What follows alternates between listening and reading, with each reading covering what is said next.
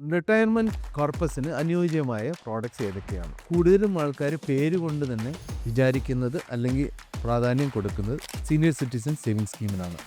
Post office monthly income സ്കീമിനെ സംബന്ധിച്ചിടത്തോളം ഇൻട്രസ്റ്റിൻ്റെ കാര്യത്തിൽ വലിയ മെച്ചമുള്ള ഇൻട്രസ്റ്റ് എന്ന് പറയാൻ പറ്റത്തില്ല. 7.4% ആണ്. ഇതിൻ്റെ ഇൻട്രസ്റ്റും ടാക്സബിൾ ആണ്. ഇതിൻ്റെ ലോക്ക് ഇൻ പീരീഡും 5 വർഷമാണ്.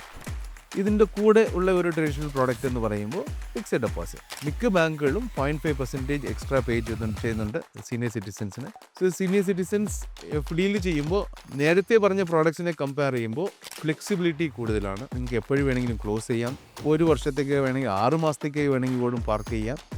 ഇപ്പോൾ 2 കൊല്ലത്തിന് മുകളിലാണ് നിങ്ങൾ ഇൻവെസ്റ്റ് ചെയ്യാൻ ഉദ്ദേശിക്കുന്നതെന്ന് വയ്ക്കുമ്പോൾ ബാലൻസ് അഡ്വാൻറ്റേജ് ഫണ്ട്സ് അല്ലെങ്കിൽ മൾട്ടി അസറ്റ് ഫണ്ട്സിനെ ചൂസ് ചെയ്യാം.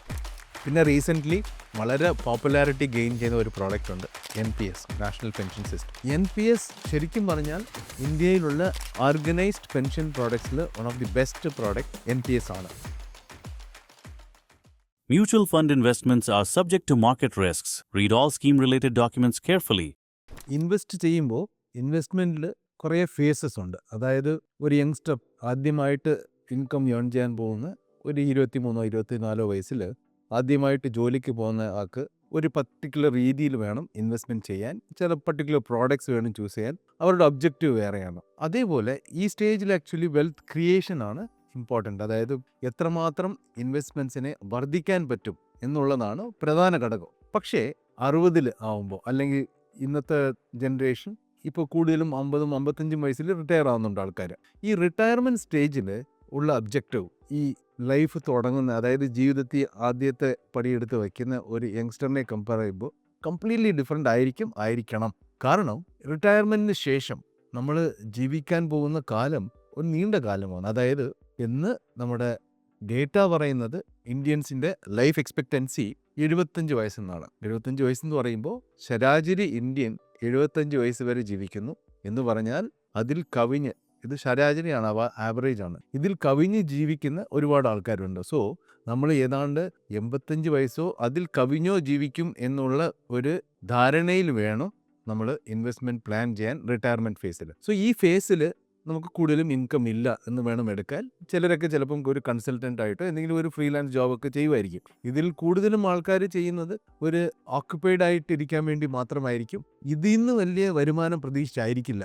സോ അങ്ങനെ വരുമ്പോൾ നമ്മൾ ഇതുവരെ അക്യുമുലേറ്റ് ചെയ്ത് നമ്മുടെ റിട്ടയർമെൻറ്റ് കോർപ്പസ് ആയിട്ട് ഒരു അമൗണ്ട് ക്രിയേറ്റ് ചെയ്ത് വെച്ചേക്കുമല്ലോ, ഈ പർട്ടിക്കുലർ അമൗണ്ടിനെ വർദ്ധിക്കുന്നതിനേക്കാളും കൂടുതൽ അതിനെ സംരക്ഷിക്കുന്നതിനാണ് പ്രാധാന്യം കൊടുക്കേണ്ടത്. എന്താണെന്ന് കാരണം നമ്മുടെ ചെറുപ്പകാലങ്ങളിൽ, അതായത് നമ്മൾ വരുമാനം ഉണ്ടാക്കിക്കൊണ്ടിരിക്കുമ്പോൾ നമുക്ക് ഇനിയും വർക്ക് ചെയ്യാനുള്ള ഉന്മേഷവും വയസ്സും അതിനുള്ള സാധ്യതയും കൂടുതലാണ്. അപ്പോൾ ആ സമയത്ത് നമുക്ക് റിസ്ക് എടുക്കാൻ പറ്റും. നമ്മുടെ ഇന്നത്തെ ഇൻവെസ്റ്റ്മെൻറ്റ് ചെറിയ കോട്ടം ഉണ്ടായെങ്കിൽ പോലും ഇനിയും 10-15 വർഷം ഉണ്ടല്ലോ.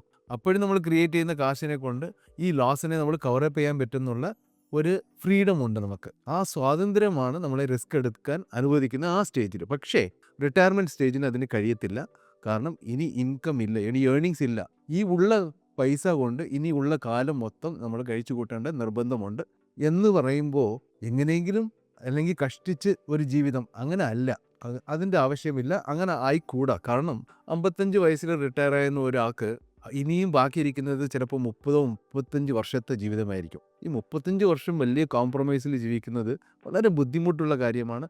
പിന്നെ നമ്മൾ ഇതുവരെ ഒരു നല്ല ഒരു രീതിക്ക് ലൈഫ് അടിച്ചു പൊളിച്ച് അല്ലെങ്കിൽ പോലും നല്ല ഒരു സാവധാനം ഒരു നല്ല ഒരു ലൈഫ് സ്റ്റൈൽ ജീവിച്ച ഒരാൾക്ക് 35 വർഷം കോംപ്രമൈസിൽ ജീവിക്കുന്നത് അത് നമ്മുടെ അവസാന കാലം ഒരു തൃപ്തിയില്ലാതെ, ഒരു സന്തോഷമില്ലാതെ ജീവിക്കുന്നത്, അങ്ങനത്തെ ഒരു സാഹചര്യത്തിൽ ആരും ചെന്ന് പെടാൻ ആഗ്രഹിക്കുന്നില്ല. അങ്ങനെ ഇരിക്കുമ്പോൾ ഇതിനെ സംരക്ഷിക്കുന്നത് വളരെ ഇമ്പോർട്ടൻ്റ് ആണ്. എന്ന് പറയുമ്പോൾ അത്യാവശ്യം ഒരു റിട്ടേൺസ്, ഒരു നല്ലൊരു ഡീസൻറ്റ് റിട്ടേൺസ് ഉണ്ടാക്കുന്നത് നിർബന്ധമാണ്. അങ്ങനെ ഉണ്ടാക്കി കഴിഞ്ഞാൽ ഒരു പക്ഷേ നമുക്ക് ശേഷം കാശ്, അതായത് നമ്മൾ ഉണ്ടാക്കി വെച്ച കാശിൽ നമ്മൾ അനുഭവിച്ചതിന് ശേഷം ബാക്കി എമൗണ്ട് ഉണ്ടെങ്കിൽ അത് ലെഗസി ആയിട്ട് നമ്മുടെ അടുത്ത ജനറേഷനിൽ ചെന്നെത്തും. ഇപ്പോൾ ഈ റിട്ടയർമെൻറ്റ് കാശ് നമ്മുടെ റിട്ടയർമെൻറ്റ് കോർപ്പസിനെ ഇൻവെസ്റ്റ് ചെയ്യാൻ പറ്റുന്ന ഇൻവെസ്റ്റ്മെൻറ്റ് ഓപ്ഷൻസ് എന്തൊക്കെയാണ്, ആ ഓരോ ഓപ്ഷൻസിൻ്റെയും ക്യാരക്ടർ എന്താണ്, ഏത് പ്രോഡക്റ്റാണ് പ്രൊട്ടക്ഷന് കൂടുതൽ ഇമ്പോർട്ടൻസ് കൊടുക്കുന്നത്, ഏത് പ്രോഡക്റ്റിലാണ് പ്രൊട്ടക്ഷൻ ഉണ്ട് എന്നാൽ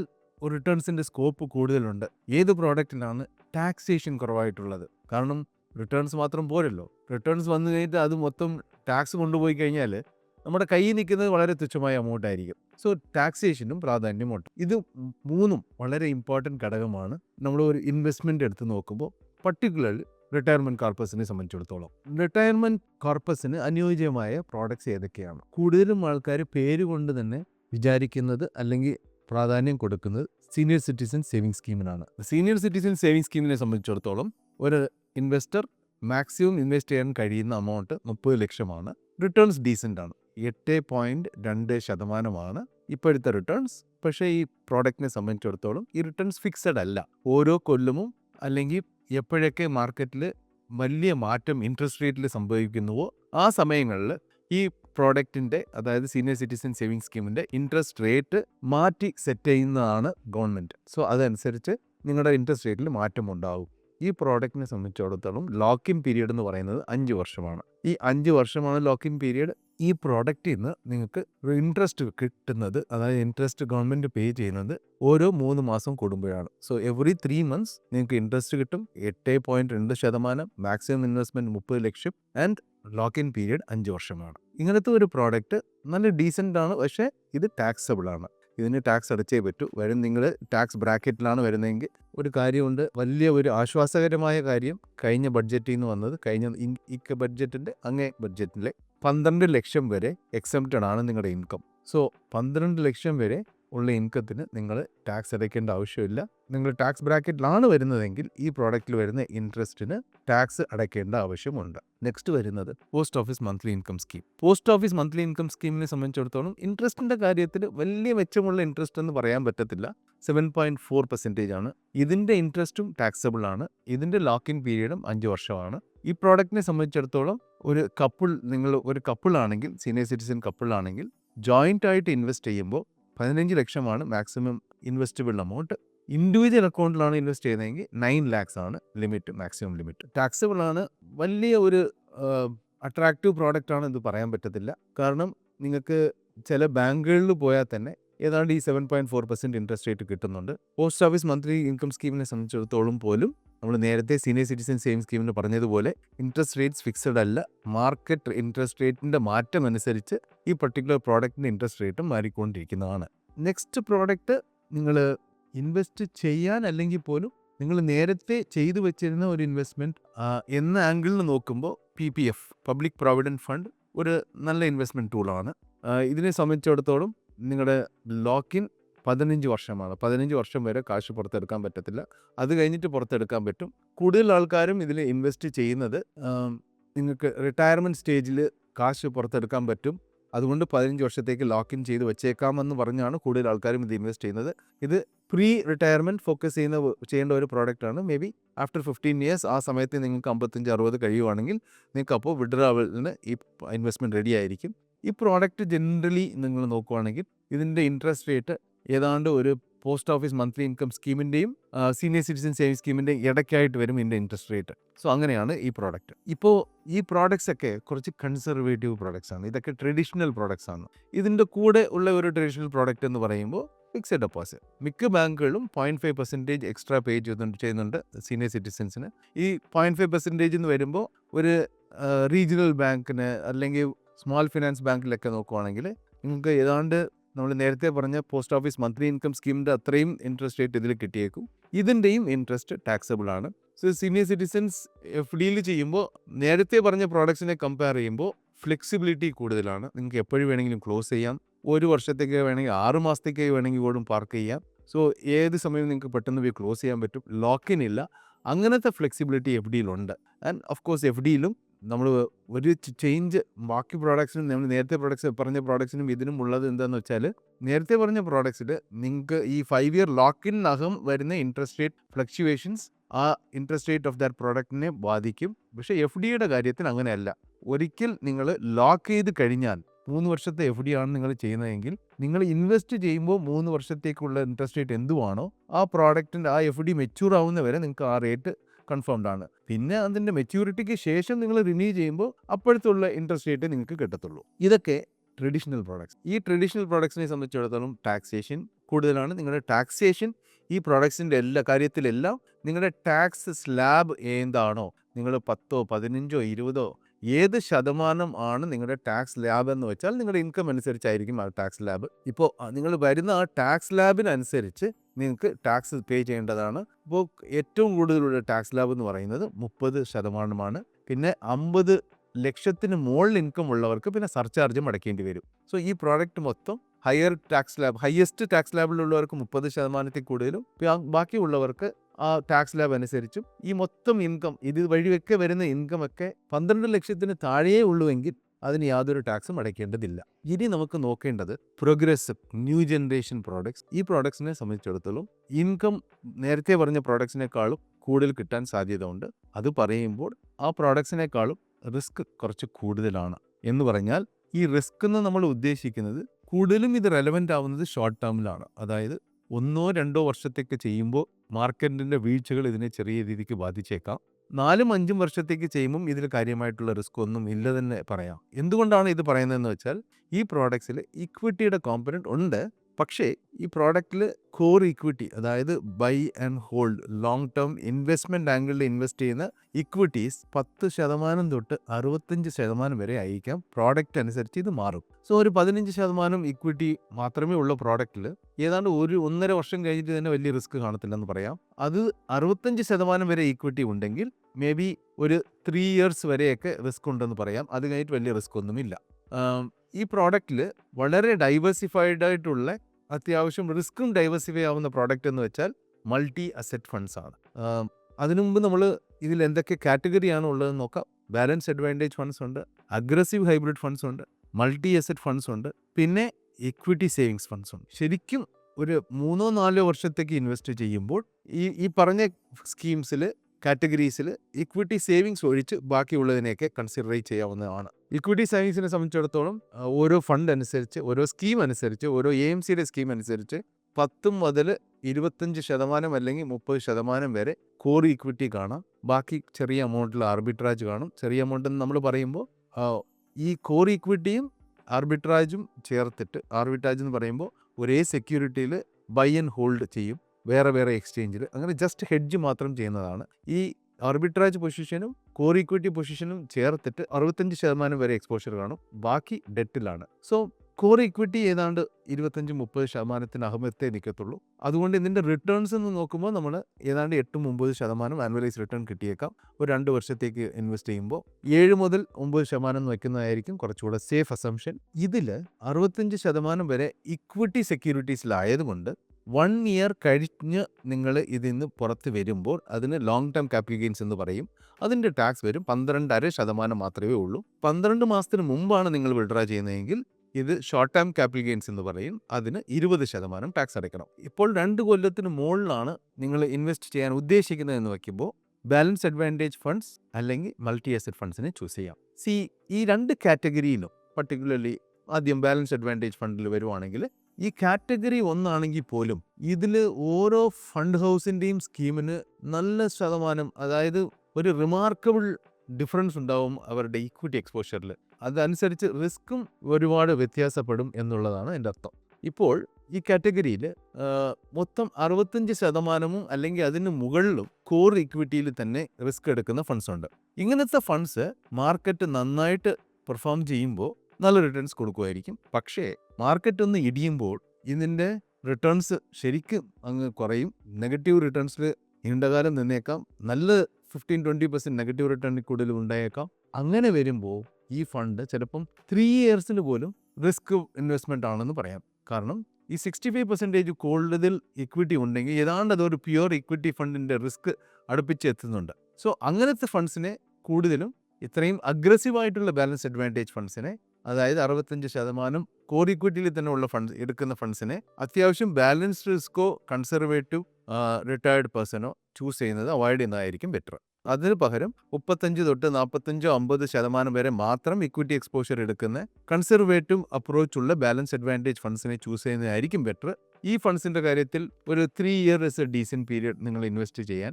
ഇതിൻ്റെ റിട്ടേൺസ് ഒരു 10% കൂടുതൽ വരെ പോയേക്കാം. ഇപ്പോൾ നമ്മൾ നേരത്തെ പറഞ്ഞ ട്രഡീഷണൽ പ്രോഡക്ട്സിൻ്റെ എല്ലാം റിട്ടേൺ 7 മുതൽ ഒരു 8.5% വരെ മാത്രമാണ്. ഇതിൻ്റെ റിട്ടേൺ 10%, ചിലപ്പം അതിന് മുകളിലേയും പോയേക്കാം മാർക്കറ്റ് അനുസരിച്ച്. ഇതിൻ്റെ റിട്ടേൺസ് ഒന്നും ഫിക്സഡ് അല്ല, ഗ്യാരണ്ടീഡ് അല്ല. കാരണം ഇതിൽ ഇക്വിറ്റി എക്സ്പോഷർ ഉണ്ട്. അത് മാത്രമല്ല ഒരു മ്യൂച്വൽ ഫണ്ട് പ്രോഡക്റ്റിൽ ഗ്യാരണ്ടി എന്ന് പറയുന്നത് അനുവദനീയമല്ല. കാരണം അങ്ങനെ റെഗുലേഷൻസ് അനുവദിക്കുന്നില്ല ഗ്യാരണ്ടി കൊടുക്കാൻ. ഗ്യാരണ്ടി പറ്റത്തുമില്ല ഇങ്ങനത്തെ പ്രോഡക്ട്സിൽ. പക്ഷേ ഒരു 3 ഇയേഴ്സിന് മുകളിൽ ആണ് നിങ്ങൾ ഇൻവെസ്റ്റ് ചെയ്യാൻ ഉദ്ദേശിക്കുന്നതെങ്കിൽ ഈ പ്രോഡക്റ്റ് നല്ല ഒരു പ്രോഡക്റ്റാണ്. അത്യാവശ്യം നല്ല എക്സ്ട്രാ റിട്ടേൺസും കിട്ടും. നമ്മൾ നേരത്തെ ഇക്വിറ്റി സേവിങ്സിൽ പറഞ്ഞതുപോലെ 1 വർഷത്തിന് കവിഞ്ഞാണ് നിങ്ങൾ പുറത്ത് വരുന്നതെങ്കിൽ 12% മാത്രം അടച്ചാൽ മതി അതിൻ്റെ ഗെയിൻസിന്. അതിന് താഴെയാണ് നിങ്ങൾ എക്സിറ്റ് ചെയ്യുന്നതെങ്കിൽ ഗെയിൻസിന് 20% ടാക്സ് അടയ്ക്കണം. ഇതെല്ലാം പറയുമ്പോൾ ഈ ലോങ് ടേം ക്യാപിറ്റൽ ഗെയിൻസ് അഥവാ 1 വർഷത്തിൽ കൂടുതൽ ആയി കഴിഞ്ഞിട്ട് എക്സിറ്റ് ചെയ്യുമ്പോൾ വരുന്ന ഗെയിൻസിനെ ലോങ് ടേം ക്യാപിറ്റൽ ഗെയിൻസ് എന്ന് ഉദ്ദേശിക്കുന്നു. ഈ ലോങ് ടേം ക്യാപിറ്റൽ ഗെയിൻസ് ഒരു കൊല്ലത്തിൽ ഒരു ഫിനാൻഷ്യൽ ഇയറിൽ 1.5 ലക്ഷം വരെയേ ഉള്ളുവെങ്കിൽ ആ ഗെയിൻസിന് ടാക്സ് അടയ്ക്കേണ്ടതേ ഇല്ല. 1.5 ലക്ഷത്തിന് കൂടുതൽ ഉള്ള ലോങ് ടേം ക്യാപിറ്റൽ ഗെയിൻസിന് മാത്രമാണ് 12% ടാക്സ് അടയ്ക്കേണ്ടത്. പിന്നെ ഇപ്പോൾ പറഞ്ഞത് ബാലൻസ് അഡ്വാൻറ്റേജ് ഫണ്ട്സിനെ കുറിച്ചാണ്. നെക്സ്റ്റ് പറയാൻ പോകുന്നത് മൾട്ടി അസറ്റ് ഫണ്ട്സിനെ കുറിച്ച്. മൾട്ടി അസറ്റ് ഫണ്ട്സിലും ഏതാണ്ട് 2 ബ്രോഡർ കാറ്റഗറി ഉണ്ട്. ഒന്ന് 65% അല്ലെങ്കിൽ അതിൽ കൂടുതൽ ഇക്വിറ്റി എക്സ്പോഷർ ഉള്ള ഫണ്ട്സ് എന്ന് പറയുമ്പോൾ ഇത് കോർ ഇക്വിറ്റിയും ആർബിട്രാജും ഉൾപ്പെടെയാവാം. പക്ഷേ ഓവറാൾ ഇക്വിറ്റി സെക്യൂരിറ്റീസ് 65% എങ്കിലും കാണും, അതിൽ കൂടുതലും കാണാം. ഈ ഫണ്ട്സിന് നമ്മൾ ബാലൻസ് അഡ്വാൻറ്റേജ് ഫണ്ട്സുമായിട്ട് താരതമ്യം ചെയ്യുമ്പോൾ ഉള്ള വ്യത്യാസം എന്താണെന്ന് വെച്ചാൽ ഇതിലും ഇക്വിറ്റി ഉണ്ട്, ഡെറ്റ് ഉണ്ട്. അതുകൂടാതെ ഗ്ലോബൽ ഇക്വിറ്റി ഫോറിൻ സ്റ്റോക്സ് ഉണ്ടാവും, റീഡ്സ് ഉണ്ടാവാം, ഇൻവിറ്റ്സ് ഉണ്ടാവാം, ഡയറക്റ്റായിട്ട് സ്വർണം അതായത് ഗോൾഡ് ETFs വഴി ഇൻവെസ്റ്റ് ചെയ്യാം, സിൽവർ ETFs ഉണ്ടാവാം. ഇതിൻ്റെ എല്ലാം ഒരു മിക്സ് ആയിരിക്കും ഒരു മൾട്ടി അസറ്റ് ഫണ്ട്. സോ ഇതിൻ്റെ എല്ലാം അഡ്വാൻറ്റേജും കിട്ടും, റിസ്ക്കും ഡൈവേഴ്സിഫൈ ആവുന്നുണ്ട് ഒത്തിരി അസറ്റ് ക്ലാസ്സസിൽ ഇൻവെസ്റ്റ് ചെയ്യുമ്പോൾ. ഈ പ്രോഡക്റ്റിലും 10-11% വരെ ആനുവലൈസ് റിട്ടേൺ പ്രതീക്ഷിക്കാം. പിന്നെ വരുന്നത് the next category of multi asset fund എന്ന് പറയുമ്പോൾ 35% കൂടുതൽ പക്ഷേ 65% താഴെ ഇക്വിറ്റി എക്സ്പോഷർ ഉള്ള മൾട്ടി അസറ്റ് ഫണ്ട്. ഇതിൻ്റെയൊക്കെ മിക്സ് നമ്മൾ നേരത്തെ പറഞ്ഞ മൾട്ടി അസറ്റ് ഫണ്ട് പോലെ കാറ്റഗറി സെയിം ആയിരിക്കും മിക്സ്. പക്ഷേ ഇക്വിറ്റിയുടെ കോമ്പോസിഷനിൽ മാത്രം minimum 35%, not more than or less than 65%. ഇതാണ് ഇക്വിറ്റി എക്സ്പോഷർ ആയിരിക്കുക. സോ ഇതിൻ്റെ ടാക്സേഷൻ കുറച്ച് വ്യത്യാസമുണ്ട്. അതായത് 2 വർഷം വരെ ഉള്ള ഗെയിൻസിന് നിങ്ങൾ നിങ്ങളുടെ ടാക്സ് സ്ലാബ് അനുസരിച്ച് ടാക്സ് അടയ്ക്കേണ്ടി വരും. അത് ഷോർട്ട് ടേം ക്യാപിറ്റൽ ഗെയിൻസ്. 2 വർഷത്തിൽ കവിഞ്ഞിട്ടാണ് നിങ്ങൾ പുറത്ത് വരുന്നതെങ്കിൽ ആ ഗെയിൻസിന് നേരത്തെ പറഞ്ഞതുപോലെ 12% മാത്രം ടാക്സ് അടച്ചാൽ മതി. ഇപ്പോൾ ഈ പ്രോഡക്ട്സിലെല്ലാം നിങ്ങൾ റിട്ടയർഡ് സ്റ്റേജിലാണ്, നിങ്ങൾക്ക് മാസം അല്ലെങ്കിൽ വൺസ് ഇൻ 3 months കാശ് ആവശ്യം വരും. എന്തായാലും നിങ്ങൾക്ക് റിക്കറിങ് നിങ്ങൾക്ക് വരുമാനം വേറെ ഇല്ല. ഈ ഇൻവെസ്റ്റ്മെൻറ്റിൽ നിന്ന് വരുന്ന വരുമാനമാണ് കൊണ്ട് നിങ്ങൾ കഴിച്ചു കൂട്ടുന്നത് ആയതുകൊണ്ട് ഇതിൽ നിന്ന് നിങ്ങൾക്ക് കാശ് പുറത്തെടുക്കേണ്ട ആവശ്യം വരും. പക്ഷേ ഈ ഫണ്ട്സിൽ ഇട്ട ഉടനെ തന്നെ അടുത്ത മാസം തൊട്ട് തന്നെ വിഡ്രാ ചെയ്യുന്ന ഒരു പ്രാക്ടീസ് ഉണ്ടാവുന്നത് അത്ര സേഫ് അല്ല. ഒരു 2 വർഷത്തേക്കെങ്കിലും ഈ ഇൻവെസ്റ്റ്മെൻറ്റിൽ നിന്ന് യാതൊന്നും എടുക്കാതിരിക്കുവാണെങ്കിൽ ഈ 2 വർഷത്തിൽ അത്യാവശ്യം നല്ല ഗെയിൻസ് ഉണ്ടാവും. അത് കഴിഞ്ഞിട്ട് മാസം വിഡ്രാ ചെയ്യാൻ പറ്റും. ഇങ്ങനെ ചെയ്യുമ്പോൾ ഒരു അത്യാവശ്യം ഇക്വിറ്റിയുടെ റിസ്ക് എല്ലാം ഒന്ന് കൺസോളിഡേറ്റ് ആയി അത്യാവശ്യം ഒരു ചെറിയ ഗെയിൻസും ഉണ്ടാവും. അങ്ങനെ എടുക്കുമ്പോൾ അത് കഴിഞ്ഞിട്ട് എടുക്കുമ്പോൾ ഉള്ള അഡ്വാൻറ്റേജ് എന്താണെന്ന് വെച്ചാൽ നിങ്ങളുടെ വിഡ്രാവൽ കൂടുതലും മാർക്കറ്റിൻ്റെ ഏറ്റവും ഇറക്കങ്ങളും നിങ്ങളുടെ വിഡ്രാവലിനെ നിങ്ങളുടെ ക്യാപിറ്റലിനെ ചെന്ന് ഡിസ്റ്റർബ് ചെയ്യുന്ന രീതിക്ക്, അതായത് നിങ്ങളുടെ വിഡ്രാവൽ ക്യാപിറ്റലിൽ നിന്ന് വരുന്ന രീതിക്കുള്ള റിസ്കിലോട്ട് പോകത്തില്ല. കാരണം കൂടുതലും ആൾക്കാർ ആഗ്രഹിക്കുന്നത് ഞങ്ങളുടെ ക്യാപിറ്റലിൽ നിന്ന് കാശ് പുറത്ത് വരാൻ പാടില്ല, ഞങ്ങളുടെ ഗെയിൻസിൽ നിന്ന് മാത്രമേ ഞാൻ പുറത്തെടുക്കാൻ പാടുള്ളൂ എന്നുള്ളതാണ് ഭൂരിഭാഗം ആൾക്കാരുടെ പ്രതീക്ഷ. അങ്ങനെ ആവുന്നത് കൊണ്ട് 2 വർഷം കഴിഞ്ഞിട്ട് എങ്ങനെ വിഡ്രാ ചെയ്യും? ഡിവിഡൻഡ് ഓപ്ഷനാണോ ഗ്രോത്ത് ഓപ്ഷനാണോ? ഡിവിഡൻഡ് ഓപ്ഷൻ നിങ്ങൾക്ക് ആ ഡിവിഡൻസ് എടുത്തു കഴിഞ്ഞിട്ടും നിങ്ങൾക്ക് ടാക്സ് അടയ്ക്കേണ്ട ആവശ്യമില്ല. നിങ്ങൾ 12 ലക്ഷത്തിന് താഴെയേ നിങ്ങളുടെ ഡിവിഡൻസും ബാക്കിയുള്ള ഇൻട്രസ്റ്റും എല്ലാ കാര്യങ്ങളും ചേർന്നിട്ട് ഇതിൻ്റെ താഴെയേ വരുന്നുള്ളൂ എങ്കിൽ നിങ്ങൾക്ക് ഡിവിഡൻഡ് ഓപ്ഷൻ ഓക്കെയാണ്, നിങ്ങൾക്ക് ഡിവിഡൻഡ് ഓപ്ഷൻ വഴി എടുക്കാം. പക്ഷേ നിങ്ങൾ ഒരു 20% വരുന്ന ടാക്സ് ലാബിലാണ് വരുന്നത്, അല്ലെങ്കിൽ 15% ടാക്സ് ലാബിലാണ് നിങ്ങൾ വരുന്നതെങ്കിൽ നിങ്ങൾ ഡിവിഡൻഡ് ഓപ്ഷൻ ചൂസ് ചെയ്യരുത്, ഗ്രോത്ത് ഓപ്ഷൻ ചൂസ് ചെയ്തിട്ട് സിസ്റ്റമാറ്റിക് വിഡ്രോവൽ പ്ലാൻ എന്ന് പറയും. നിങ്ങൾക്കൊരു സ്റ്റാൻഡിങ് ഇൻസ്ട്രക്ഷൻ കൊടുത്താൽ മതി, മാസം ഇത്രയും രൂപ. ഇത് എത്ര ശതമാനം വരെ എടുക്കാമെന്ന് വെച്ചാൽ സേഫർ 6-7% കൂടുതൽ 2 വർഷം കഴിഞ്ഞേ എടുക്കാൻ പാടുള്ളൂ. 6-7% കൂടുതൽ വർഷത്തിൽ വിഡ്രാ ചെയ്യാൻ പാടില്ല. ഇതിനെ നിങ്ങൾ മന്ത്ലി അല്ലെങ്കിൽ ക്വാർട്ടർലി നിങ്ങളുടെ ആവശ്യമനുസരിച്ച് നിങ്ങളുടെ ലിക്വിഡിറ്റി അനുസരിച്ച് ഒരു സ്റ്റാൻഡിങ് ഇൻസ്ട്രക്ഷൻ കൊടുത്താൽ മതി. അത് ഓട്ടോമാറ്റിക്കായിട്ട് നിങ്ങളുടെ ഇൻവെസ്റ്റ്മെൻറ്റിൽ നിന്ന് നിങ്ങൾക്ക് മാസം പേ ചെയ്യപ്പെടുന്നതാണ്. ഇതിൽ വേറെ ഒരു അഡ്വാൻറ്റേജും കൂടെ ഉണ്ട് systematic withdrawal plan. Systematic withdrawal plan നിങ്ങൾ ഡിവിഡൻഡ് ഓപ്ഷനിൽ എടുക്കുമ്പോൾ മൊത്തം ഡിവിഡൻഡും ടാക്സബിൾ ആണ്. സിസ്റ്റമാറ്റിക് വിഡ്രോവൽ പ്ലാനിൽ എടുക്കുമ്പോൾ നിങ്ങൾ വിഡ്രാ ചെയ്യുന്നത് യൂണിറ്റ്സിനെയാണ്. നിങ്ങൾ ആ യൂണിറ്റ്സിൻ്റെ പുറത്തെടുക്കുമ്പോൾ ആ യൂണിറ്റ്സ് നിങ്ങൾ വാങ്ങിച്ചത് ഒരു പർട്ടിക്കുലർ കാസ്റ്റിലാണ്, ഇന്ന് അതൊരു പർട്ടിക്കുലർ പ്രൈസിലാണ്. ആ യൂണിറ്റ്സിന് അതായത് നിങ്ങൾ എടുത്ത വാല്യൂവിന് മൊത്തം ടാക്സ് അടയ്ക്കേണ്ട ആവശ്യമില്ല. വിഡ്രാ ചെയ്ത യൂണിറ്റ്സിലുള്ള ഗെയിൻസിന് മാത്രമാണ് നിങ്ങൾ ഈ 12% ടാക്സ് അടയ്ക്കുന്നത്. സോ ഇത് വളരെ അഡ്വാൻറ്റേജസ് ആണ്. 10% കൂടുതൽ റിട്ടേൺ വരും. ഏത് സമയം വേണമെങ്കിലും നിങ്ങൾ പോയി വിഡ്രാ ചെയ്യാൻ പറ്റും. ഏതെങ്കിലും മാസം അഡീഷണലി കാശ് കൊണ്ട് വേണമെങ്കിൽ പോലും ഇതിൽ നിന്ന് നിങ്ങൾ ഫ്ലെക്സിബിളായിട്ട് വിഡ്രാ ചെയ്യാൻ പറ്റും. വളരെ ഫ്ലെക്സിബിളാണ്, റിട്ടേൺസ് കൂടുതലാണ്, ടാക്സേഷൻ കുറവാണ്, one of the best products ആണ്. പക്ഷേ അവരവരുടെ റിസ്ക് അനുസരിച്ച്, റിസ്ക് അപ്പറ്റൈറ്റ്, റിസ്ക് പ്രൊഫൈൽ അനുസരിച്ച് മാത്രമേ എത്ര ഇൻവെസ്റ്റ്മെൻറ്റ് ഇതിൽ ഇൻവെസ്റ്റ് ചെയ്യാം എന്ന് ഒരു അഡ്വൈസർ വഴി ഒരു അഡ്വൈസ് വാങ്ങിച്ചിട്ട് അതനുസരിച്ച് ഇതിൽ ഇൻവെസ്റ്റ് ചെയ്യാൻ പാടുള്ളൂ. പിന്നെ റീസെൻ്റ്ലി വളരെ പോപ്പുലാരിറ്റി ഗെയിൻ ചെയ്ത ഒരു പ്രോഡക്റ്റ് ഉണ്ട്, NPS, national pension system. NPS ശരിക്കും പറഞ്ഞാൽ ഇന്ത്യയിലുള്ള ഓർഗനൈസ്ഡ് പെൻഷൻ പ്രോഡക്ട്സിൽ one of the best product NPS ആണ്. ഇത് പറയുമ്പോൾ ഇൻഷുറൻസ് പ്രോഡക്ട്സിലും ആൻവിറ്റി പ്ലാൻസ് ഉണ്ട്. ഇൻഷുറൻസ് പ്രോഡക്റ്റിൻ്റെ ആൻവിറ്റി പ്ലാൻസ് അത്ര അഡ്വൈസബിൾ അല്ല. കാരണം ഇതിൽ നിന്ന് നിങ്ങൾ ക്യാപിറ്റൽ പുറത്തെടുക്കാൻ പറ്റില്ല. നിങ്ങളുടെ ഇൻട്രസ്റ്റ് ഫിക്സ്ഡ് ആണ്. നിങ്ങൾ ഇൻവെസ്റ്റ് ചെയ്യുന്ന സമയത്ത് ആനുവിറ്റി റേറ്റ് എത്ര ആണോ അവസാനം വരെ അതിൻ്റെ മെച്യൂരിറ്റി വരെ, അതായത് മോസ്റ്റ്ലി നിങ്ങൾ 99 ഇയേഴ്സ് വരെ ആ ഇൻട്രസ്റ്റ് റേറ്റ് ഫിക്സ്ഡ് ആയിരിക്കും. പക്ഷേ അത് വളരെ തുച്ഛമായ ഒരു ഇൻട്രസ്റ്റ് റേറ്റ് ആയിരിക്കും. മാർക്കറ്റ് ഇൻട്രസ്റ്റ് റേറ്റിനേക്കാളും താഴെയായിരിക്കും. ഇപ്പോഴൊക്കെ നോക്കുവാണെങ്കിൽ 6% കൂടുതൽ നിങ്ങൾ പ്രതീക്ഷിക്കാൻ പറ്റില്ല. ഇതും ടാക്സബിൾ ആണ്. ഇപ്പോൾ I will come to NPS again. NPSനെ സംബന്ധിച്ചിടത്തോളം അഡ്വാൻറ്റേജ് എന്തെന്ന് വെച്ചാൽ നിങ്ങൾക്ക് ഇതിൽ ഇക്വിറ്റി പ്രോഡക്റ്റിൽ ഇൻവെസ്റ്റ് ചെയ്യാൻ പറ്റും. ഇക്വിറ്റിയും കോർപ്പറേറ്റ് ഡെറ്റും മിക്സ് ചെയ്ത് ഇൻവെസ്റ്റ് ചെയ്യാൻ പറ്റും. അതിൻ്റെ കൂടെ വേണമെങ്കിൽ ഗവൺമെൻറ് സെക്യൂരിറ്റീസ് ചേർക്കാൻ പറ്റും. പിന്നെ ആൾട്ടർനേറ്റ് ഇൻവെസ്റ്റ്മെൻറ്റ്സ് എന്ന് പറയുന്ന ഒരു കാറ്റഗറിയും ഉണ്ട്. നേരത്തെ ഇതിൽ ഇക്വിറ്റിയിൽ 75% വരെ മാത്രമേ ഇൻവെസ്റ്റ് ചെയ്യാൻ പറ്റത്തുള്ളൂ ആയിരുന്നു. പക്ഷേ ഇപ്പോൾ കംപ്ലീറ്റ് 100% നിങ്ങൾ ഇക്വിറ്റി പ്രോഡക്റ്റിൽ തന്നെ ഇൻവെസ്റ്റ് ചെയ്യാൻ പറ്റും. ഇക്വിറ്റി പ്രോഡക്റ്റിൽ ഇൻവെസ്റ്റ് ചെയ്യുമ്പോൾ നിങ്ങൾക്ക് ലോങ് ടേമിൽ 11-12% വരെ ആനുവലൈസ് റിട്ടേൺ കിട്ടിയേക്കാം. നേരത്തെ ഇതിൽ നിന്ന് എക്സിറ്റ് ചെയ്യാൻ, അതായത് ടയർ 1 എന്ന് പറയും, നമ്മൾ ശരിക്കുമുള്ള പെൻഷൻ പ്രോഡക്റ്റ് എന്ന് പറയുമ്പോൾ NPSൻ്റെ ടയർ 1 ആണ്. ടയർ 2 ശരിക്കും നിങ്ങൾക്ക് വലിയ ഗുണങ്ങളൊന്നുമില്ല, ഒരു നോർമൽ മ്യൂച്വൽ ഫണ്ട് പ്രോഡക്റ്റിനെ പോലെയാണ്. സോ അതുകൊണ്ട് നമ്മൾ ടയർ 1നെ കുറിച്ച് സംസാരിക്കാം. ടയർ 1ൽ ഇപ്പോഴ് നിങ്ങൾ 15 വർഷം പൂർത്തിയാക്കിയാൽ നിങ്ങൾക്ക് പുറത്ത് വരാൻ പറ്റുന്നതാണ്. 60 വയസ്സ് വരെ വെയിറ്റ് ചെയ്യേണ്ട ആവശ്യമില്ല. 15 വർഷം പൂർത്തിയായതിനു ശേഷം നിങ്ങൾക്ക് പുറത്ത് വരാൻ പറ്റുന്നതാണ്. വളരെ ഇമ്പോർട്ടൻറ്റ്, അതായത് വളരെ അഡ്വാൻറ്റേജസ് ആയ ഒരു ഫീച്ചർ എന്ന് പറഞ്ഞാൽ ഇതിൽ നിങ്ങളുടെ 80% അമൗണ്ട് ലംസമായിട്ട് പുറത്തെടുക്കാൻ പറ്റും. നിങ്ങളുടെ ഓവറോൾ മെച്യൂരിറ്റിയിൽ 60% ടാക്സ് ഫ്രീ ആണ്. വിഡ്രാ ചെയ്യാൻ പറ്റുന്നത് ലംസമായിട്ട് 80%.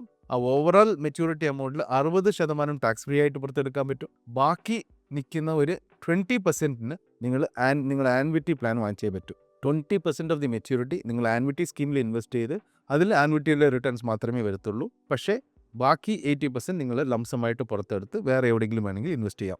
ഇതിൽ നിങ്ങൾ SIP വഴി ഇൻവെസ്റ്റ് ചെയ്യാൻ പറ്റും. പക്ഷേ നിങ്ങൾ റിട്ടയർഡ് ആളാണെങ്കിൽ ഇതിൽ നിന്നും നിങ്ങൾ സിസ്റ്റമാറ്റിക് വിഡ്രോയിൽ നിന്നും കാശ് പുറത്ത് എടുക്കാൻ പറ്റും. അതായത് നമ്മൾ നേരത്തെ പറഞ്ഞ മൾട്ടി അസറ്റ് ഫണ്ട്സിലോ ബാലൻസ് അഡ്വാൻറ്റേജ് ഫണ്ടിലോ എടുത്ത രീതിക്ക് തന്നെ സിസ്റ്റമാറ്റിക് വിഡ്രോയൽ വഴി നിങ്ങൾ വേണ്ട ഒരു അമൗണ്ട്, ഫിക്സഡ് അമൗണ്ട് എത്രയാണെന്ന് വെച്ചാൽ ആ അമൗണ്ടിന് ഒരു സ്റ്റാൻഡിങ് ഇൻസ്ട്രക്ഷൻ കൊടുത്താൽ മാസം നിങ്ങളുടെ അക്കൗണ്ടിൽ ഈ അമൗണ്ട് വന്നിട്ട് ക്രെഡിറ്റ് ആവുന്നതാണ്.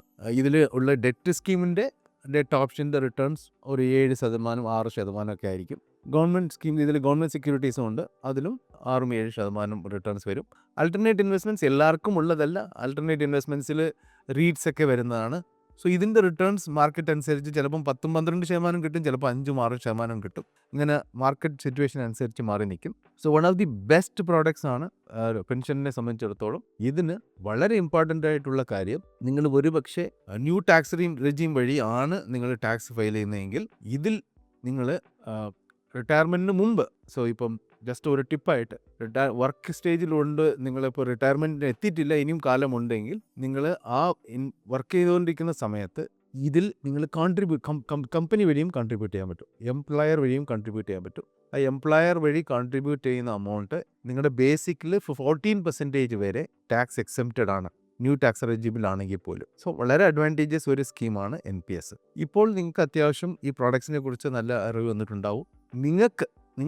എല്ലാവർക്കും കോപ്പി പേസ്റ്റ് മോഡൽ സെറ്റ് ആകത്തില്ല. റിട്ടയർമെൻറ്റ് സ്റ്റേജിലാണെങ്കിൽ പോലും നിങ്ങളുടെയൊക്കെ പ്രായം ഏതാണ്ട് തുല്യ പ്രായമാണെങ്കിൽ പോലും നിങ്ങൾക്ക് ഒരു 2 പേരുണ്ട് റിട്ടയർമെൻറ്റ് സ്റ്റേജിൽ, 2 പേരുടെയും വരുമാനം സെയിം ആയിരുന്നു, ഇരിക്കുന്ന റിട്ടയർമെൻറ്റ് കോർപ്പസ് സെയിം ആണ്, 2 പേരുടെയും ഏജ് സെയിം ആണെങ്കിൽ പോലും 2 പേരും പ്ലാൻ ചെയ്യേണ്ട രീതി അവരവരുടെ ആവശ്യമനുസരിച്ചാണ്. അങ്ങനെ നിങ്ങളും ഇപ്പോൾ ഒരു റിട്ടയർമെൻറ്റ് സ്റ്റേജിലാണ് നിൽക്കുന്നതെങ്കിൽ നിങ്ങളുടെ റിട്ടയർമെൻറ്റ് പ്ലാനിങ് എങ്ങനെ വേണം എന്ന് ഈ പ്രോഡക്റ്റിനെ കുറിച്ച് അറിയാമെങ്കിലും പ്രോപ്പർ പ്ലാനിങ് ചെയ്യാൻ നിങ്ങൾക്ക് അഡ്വൈസ് വേണമെങ്കിൽ നിങ്ങൾ ഞങ്ങളെ ബന്ധപ്പെടാം. ഞങ്ങൾക്ക് നിങ്ങൾക്ക് വേണ്ട കംപ്ലീറ്റ് റിട്ടയർമെൻറ്റ് പ്ലാനിങ് ചെയ്ത് കോംപ്രഹെൻസീവായിട്ട് നിങ്ങളുടെ അവസാന കാലം വരെ മാത്രമല്ല നിങ്ങളുടെ കാലം കഴിഞ്ഞിട്ട് ഈ ഇൻവെസ്റ്റ്മെൻറ്റ്സ് എങ്ങനെ അടുത്ത ജനറേഷനിലോട്ട് എത്തിക്കണം എന്നതിന് വേണ്ടിയുള്ള എസ്റ്റേറ്റ് പ്ലാനിങ് വരെ ഞങ്ങൾ കംപ്ലീറ്റ്ലി കോംപ്രഹെൻസീവായിട്ട് ചെയ്തു തരുന്നതാണ്. നിങ്ങൾക്ക് ഞങ്ങളെ ബന്ധപ്പെടാം. ഞങ്ങൾക്ക് ഇവിടെ നിങ്ങൾ കമൻറ്റ് വഴി മെസ്സേജ് അയച്ചാൽ ഞങ്ങൾ നിങ്ങളെ ബന്ധപ്പെടുന്നതാണ്. നിങ്ങൾക്ക് റിട്ടയർമെൻറ്റ് പ്ലാനിങ്ങിനെ സംബന്ധിച്ച് ഉള്ള കംപ്ലീറ്റ് അറിവും കിട്ടിയിട്ടുണ്ടെന്ന് ഞങ്ങൾ പ്രതീക്ഷിക്കുന്നു. നന്ദി. Mutual fund investments are subject to market risks. Read all scheme related documents carefully.